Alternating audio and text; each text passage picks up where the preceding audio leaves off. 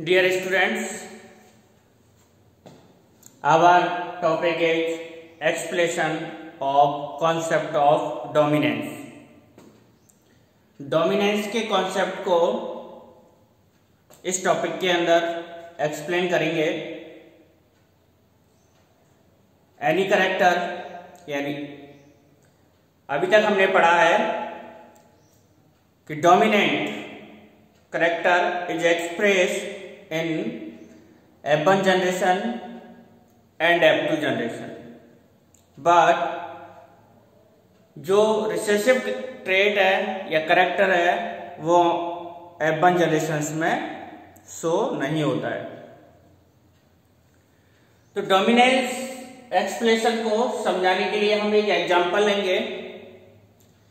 हम जानते हैं कि डिप्लॉयड ऑर्गेनिज्म में जीन्स पेयर में होते हैं. It means chromosomes are pair. Chromosomes pair में होते हैं. ह्यूमन के अंदर 46 क्रोमोसोम्स 23 पेयर क्रोमोसोम्स है.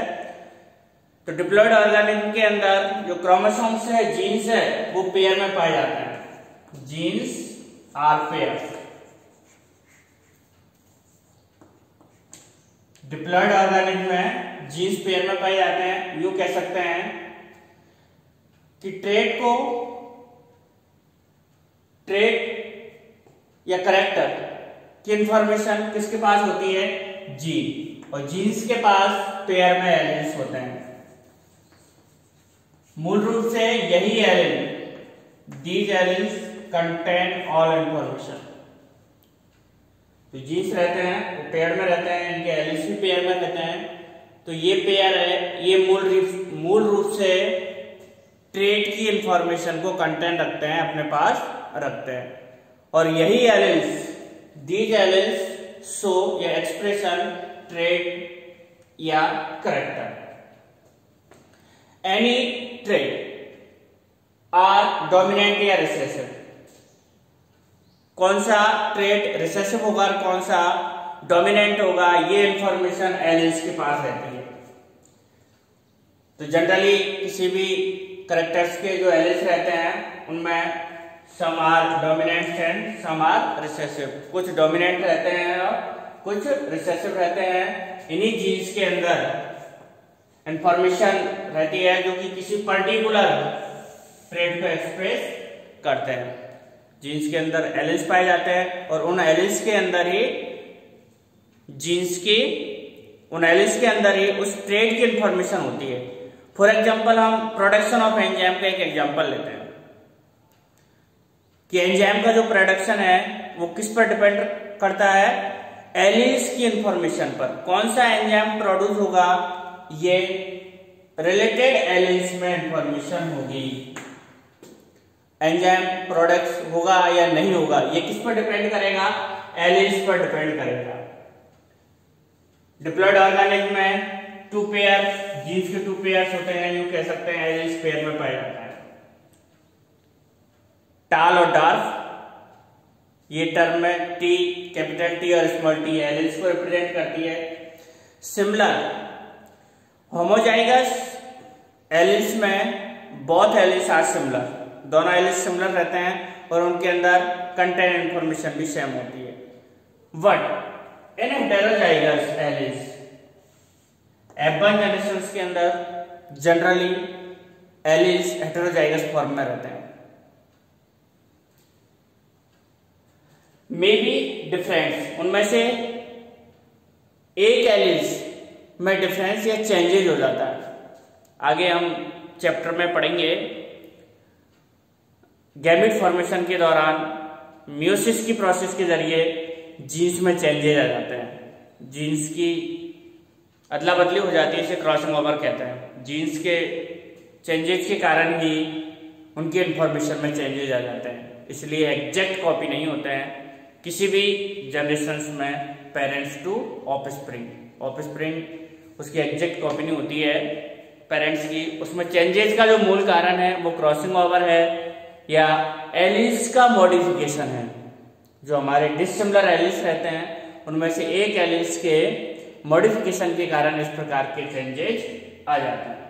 एक एग्जांपल डिस्कस करेंगे जिसके अंदर एक इंफॉर्मेशन है।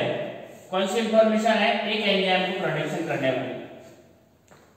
एलिस है, पेयर में है, और उनके अंदर एनी एंजाइम, कोई भी एंजाइम हो सकता है, सपोज लाइपेज हो सकता है। लाइपेज एक एंजाइम होता है जो लिपिड को कन्वर्ट करता है फैटी एसिड्स एंड ग्लिसरॉल के अंदर। तो किसी भी जीन्स, यानी एक जीन्स का हमने एग्जांपल लिया है जिसके अंदर कौन सी इंफॉर्मेशन कंटेंट है, कौन सी इंफॉर्मेशन है उसके अंदर, जीन एंजाइम की प्रोडक्शन वाली। अब बोथ एलिमेंट्स में से वन एलिमेंट नॉर्मल जीन कहलाता है। इस जीन को हम अनमॉडिफाइड जीन भी कह सकते हैं, अनमॉडिफाइड, यानी इसमें किसी प्रकार का कोई चेंजेस नहीं हुआ है और जनरली ये जीन्स नॉर्मल एंजाइम का प्रोडक्शन कर देगा। नॉर्मल जीन्स इज नीडेड, ये ट्रांसफॉर्मेशन कर देगा किसका, सबस्ट्रेट का। जनरली लाइपेज है, लाइपेज एंजाइम लिपिड पे वर्क कर रहा है, तो लिपिडेज लाइपेज एंजाइम का फॉर्मेशन हो रहा है। ये फॉर्मेशन किस में कंटेंट है, एलिन्स में। ये किस पे काम करेगा, लिपिड पर। तो लिपिड को, lipid also known as substrate, जिसको शॉर्ट में एस के नाम से जानते हैं। तो नॉर्मल जो एलिन्स है, अनमॉडिफाइड एलिन्स के नाम से भी उसको जानते हैं, उसके अंदर ये इंफॉर्मेशन है कि वो जो एंजाइम को प्रोड्यूस कर रहा है उस एंजाइम से इस लिपिड का कन्वर्जन हो रहा है फैटी एसिड्स एंड ग्लिसरॉल के अंदर। तो इट इज नॉर्मल एलिन्स। ये नॉर्मल या अनमॉडिफाइड, जिससे नो इफेक्टेड, कोई इफेक्ट नहीं पड़ा फिनोटाइप पर। बट अदर जो दूसरा एनिमल्स है, मॉडिफाई एनिमल्स, मॉडिफाई जो एलिन्स है, मॉडिफाई एलिन्स के अंदर प्रोडक्शन इन 3 पॉइंटों पर बेस्ड हो सकता है। अनमॉडिफाइड जो एलिन्स है, या तो उसके द्वारा प्रोडक्ट होने वाला एंजाइम नॉर्मल भी हो सकता है, जो कि जनरली ऐसा होता है, या लेस एफिशिएंट एंजाइम, या उसकी दक्षता, उसकी वर्क करने की कैपेसिटी कम हो सकती है। और जनरली यही केस पाया जाता है कि जो मॉडिफाई एलिन्स है वो इक्वल टू अनमॉडिफाई एलिन्स, जिससे प्रोडक्शन होने वाले प्रोडक्ट, यहाँ पर एंजाइम है तो उसकी जो एफिशिएंसी है वो बराबर रहती है, नॉर्मल रहती है। और नॉर्मल केसेस में ऐसा पाया जाता है। या सेकेंड या थर्ड पोजीशन क्या हो सकती है, अनमॉडिफाइड जो एलिन्स है, या तो वो नॉन फंक्शनल एंजाइम, ऐसे एंजाइम का प्रोडक्शन कर सकता है जो वर्क ही नहीं करता है। जनरली ऐसे एंजाइम्स रहते हैं जिनमें हम कैटालाइटिक यूज में लेते हैं, फिर बाद में उस रिएक्शन की एफिशिएंसी इंक्रीज हो जाती है। तो अनमॉडिफाइड एलिन्स या तो प्रोडक्शन किसका कर सकता है, नॉन फंक्शनल एंजाइम का, या फिर मैं काम ही नहीं करूंगा, ऐसा भी तो सकता है, यानी नो एंजाइम एट ऑल, किसी एंजाइम का प्रोडक्शन नहीं कर सकता है। तो अनमॉडिफाइड जो एलिन्स है उसके अंदर ये इन तीनों कैटेगरीज के अंदर कोई सी भी कैटेगरी हो सकती है।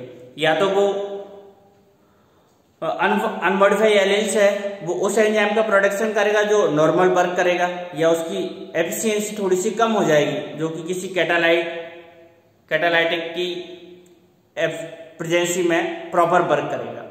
या अदर कंडीशंस क्या हो सकती है कि उसने जो एंजाइम प्रोड्यूस किया है उस वो एंजाइम वर्क ही ना करे, या फिर वो एंजाइम का प्रोडक्शन ही नहीं करे। दोनों का मतलब एक ही है, या तो वो नॉन फंक्शनल एंजाइम प्रोड्यूस करेगा फिर भी प्रोडक्ट बनने वाला नहीं है, और एंजाइम का प्रोडक्शन नहीं होगा, जब एंजाइम ही नहीं बनेगा तो प्रोडक्ट किसका बनेगा, बात नॉर्मल सी है। तो अनमॉडिफाइड, तो ये जो डोमिनेंस का लॉ है ये इसी पर बेस्ड है कि जो मॉडिफाइड एलिन्स है वो किस प्रकार से फंक्शन करता है। अगर वो फर्स्ट केसेस में नॉर्मल प्रोडक्शन करता है तो फिनोटाइपिक कैरेक्टर इजीली एक्सप्रेस हो जाते हैं। अगर उसके द्वारा प्रोड्यूस होने वाला एंजाइम कोई फंक्शन ही नहीं कर रहा है या एंजाइम ही नहीं बना रहा है तो फिर वो अपना कैरेक्टर या ट्रेट शो नहीं करेगा।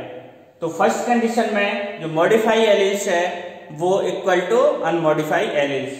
इसके अंदर जो मॉडिफाई हमारा एलिन्स है वो अनमॉडिफाई एलिन्स के प्रोडक्शन के सिमिलर होगा, जिससे उसकी एफिशिएंसी पर कोई फर्क नहीं पड़ता है और जनरली यही केस पाया जाता है।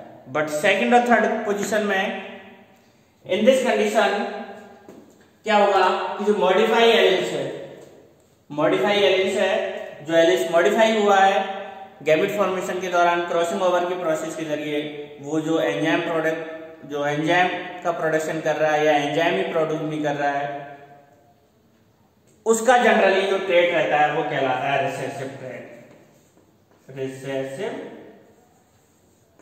Recessive trait.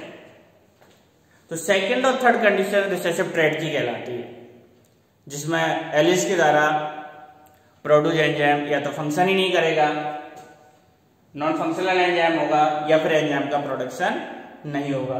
तो ये एक्सप्रेशन था डोमिनेंस का, जो कि किस पर बेस्ड होता है, मॉडिफाई एलिल्स की एक्टिविटी पर। जो ट्रेट है या एक्सप्रेस होने वाला जो ट्रेट है, कैरेक्टर है, वो मॉडिफाई एलिल्स के नेचर पर डिपेंड करता है। इन तीनों कंडीशनों के अंदर अनमॉडिफाइड एलिल्स में इन तीनों कंडीशनों में से कोई सी भी कंडीशन हो सकती है, या तो वो इक्वल हो सकता है अनमॉडिफाइड एलिल्स के, या फिर सेकंड और थर्ड पोजीशन हो सकती है कि वो एक नॉन फंक्शनल एंजाइम को प्रोड्यूस करे या फिर एंजाइम का प्रोडक्शन ही नहीं करे। तो फिर तो बात बनी जाती है, एंजाइम का प्रोडक्शन नहीं कर रहा है तो किसी भी पीढ़ी में वो ट्रेट शो होगा ही नहीं, और या फिर उसका एंजाइम काम नहीं कर रहा है फिर भी शो नहीं होगा। तो ये दोनों रिसेसिव ट्रेट के लिए रेस्पॉन्सिबल रहते हैं। तो बच्चों ये था एक्सप्लेनेशन ऑफ डोमिनेंस। जीन किस प्रकार से काम करते हैं, जनरली जीन्स भी पेयर में रहते हैं और इनके जो एलिल्स है वो अल्टरनेटिव फॉर्म रहती है, ये भी एलिल्स भी पेयर के अंदर पाए जाते हैं। सिमिलर अगर एलिल्स है तो वो सिमिलर प्रोडक्शन करते हैं, बट जो डिफरेंस एलिल्स रहते हैं उनमें इस प्रकार के चेंजेस पाए जाते हैं। थैंक्स सभी बच्चों को।